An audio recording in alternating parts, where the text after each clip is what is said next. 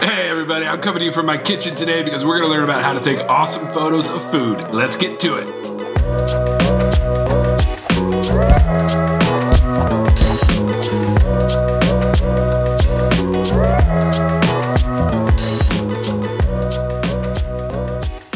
So lighting is going to be our most important thing that we need to worry about. So what I've done here is I've set up in my kitchen, and I'm right next to this gigantic sliding glass door here, and I have moved my table so that it is right up against the window so that I have the best light that I can get. I've also chosen a window that does not have direct sunlight coming through it. It's not even a sunny day today. It's actually kind of cloudy. I don't even have to worry about that too much. But for the most part, we do not want any direct sunlight coming through our window. So ideally, if you have one, you want a window that is facing north because there will never be direct sunlight coming through a north-facing window. North-facing windows with no direct sunlight coming through them are what we want. And then we want our shooting surface, for me, that's the table. We want that to be as close as possible to the window. You can see I literally have the table right up against the window. I'm as close as I can be to it. I've also chosen the biggest window in my house, the biggest one that I have, because the bigger the window, the bigger the light source, the nicer our light is going to look. So I also went around my house and found some interesting props that I might be able to use. I got this little Christmas flower thingamajigger good thing here. I found this cool little wooden, I don't know, I'd have to ask my wife what this is called. I don't rightly know, but it's something. I even grabbed a cookie sheet because I like the texture and the colors on this. I think it could photograph really, really well. So we're gonna try that. And a cutting board. And you'll see what we're gonna do with this in just a minute. So I think I got all the props I need. Let's see what we can do to get some good food photographs. So I went to get the tub of Christmas goodies out of the fridge, and there was one small problem. I didn't eat all of them. So my lovely wife made some chocolate chip cookies that we could use for our shoot today. So here they are. So here are our chocolate chip cookies. I got them on the white plate right here and then on this little cool little thing. And I really like this setup, but there's one small problem. If I take this photo, you can see the cookies are just a little too dark in this photo. And for food photography, we want it to feel bright and welcoming, and we want people to look at it and want to come over and eat these cookies with us. So what I'm gonna do to brighten up those cookies and to get a little bit more light in there is I'm gonna grab my trusty cutting board that I snagged earlier. I'm gonna bring this in and I'm gonna have it be as close to my shot as I can, but not be in the photograph. And I want you to see what a difference this makes right here. So I'm gonna come in close to this cookie right here and watch the difference here, you guys. Here it is with the cutting board in there and without. See how much darker the shadows get and how much better they look with the cutting board there?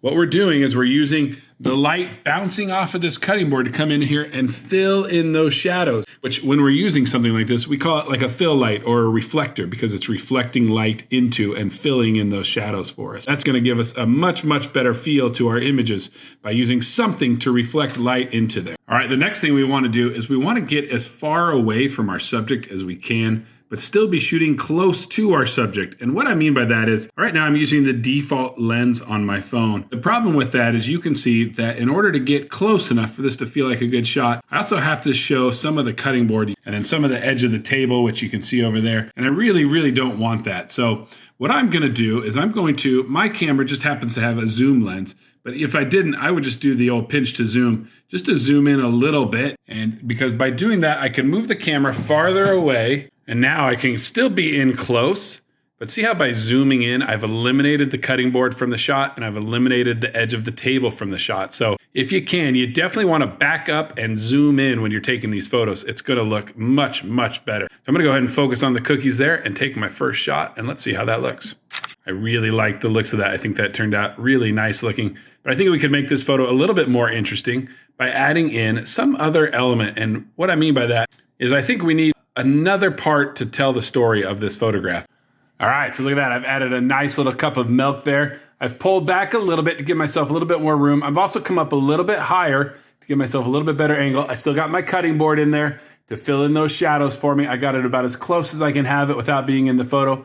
I've also put the milk close to the window because I really want that milk to look white and bright and not get kind of dark.